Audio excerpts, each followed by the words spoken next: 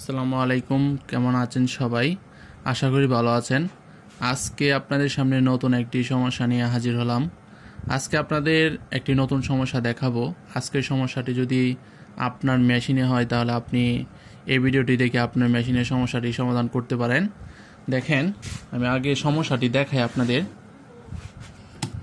আমি প্রথমে একটি কাপড় এখানে দেই। দেখেন, মেশিন ঘুরতেছে কিন্তু কাপড়টা এক জায়গায় আছে। কাপড়টা আপনার পিছনে যাইতেছে না, কাপড়টা টানতেছে না। দেখেন, আপনারা খেয়াল করেন, টানতেছে না। আজকে আপনাদের এই সমস্যাটির সমাধান দেখাবো। যদি আপনার মেশিনে হয় তাহলে আপনি এই ভিডিওটি দেখতে পারেন। প্রথমে আপনাকে খেয়াল করতে হবে দাঁতের দিকগুলা। তার আগে বলে নিই, আপনি যদি আমার চ্যানেল নতুন হয়ে থাকেন তাহলে প্লিজ আমার চ্যানেলটি সাবস্ক্রাইব করবেন।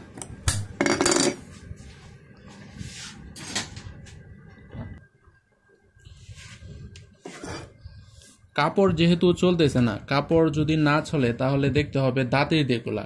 দাঁতির কাজ হচ্ছে আপনার কাপড়টা পিছনে নেওয়া বা কাপড় টানা, এরকম। আর অন্য পার্টস হয়েছে অন্য কাজের। দাঁতিটা আমরা দেখব, দাঁতিটা কি অবস্থা। আমরা যদি একটু কাছে নেই, দেখেন আপনারা, এই সুতাটা খুলে ফেলি।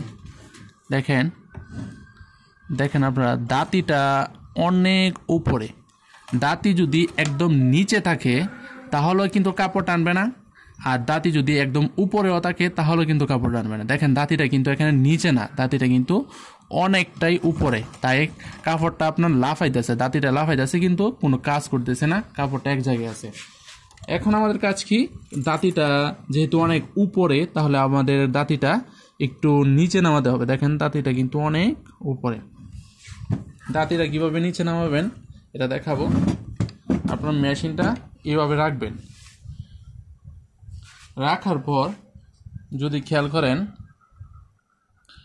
দেখেন দাঁতিটা কিন্তু অনেক উপরে না। তাই দাঁতি উপরে নিচ করার জন্য এটার কাজ হচ্ছে এটা এখানে একটা স্ক্রু আছে। স্ক্রুটা যদি আপনি ঢিল দিয়ে একটু এদিকে আনেন তাহলে দাঁতিটা নিচে নেমে যাবে, আর যদি একটু উপরে তোলেন তাহলে দাঁতিটা উপরে উঠবে। তাই আমরা তো নিচে নামাবো, আমরা আগে একটু পয়েন্ট করে নিই, দাঁতিটা একদম উপরে তুলবো। দেখেন, দাঁতি কিন্তু উপরে নিচে নামতেছে না, আমরা একদম উপরে তুলবো। দেখেন, এখনো একদম উপরে আছে, এরকমভাবেই থাকবে। তো একদম উপরে যেহেতু আছে, এখন আমরা এই নাটটা, এই স্ক্রুটা একটু ঢিলা করব। দেখেন, একটু ঢিলা করলাম। একটু ঢিলা করার পরে আমরা এটাকে একটু নিচে নামিয়ে দিলাম। দেখেন, একটু নিচে না, একটু খেয়াল করে আমরা এদিক দিয়ে যাই।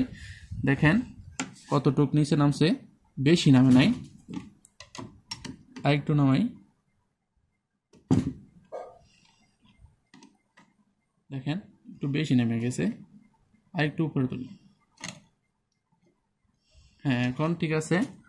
এতটুকুই রাখবো, একদম নিচেও না একদম উপরেও না। তারপর আমরা এই নাটটা, এই স্ক্রুটা আমরা টাইট দিব।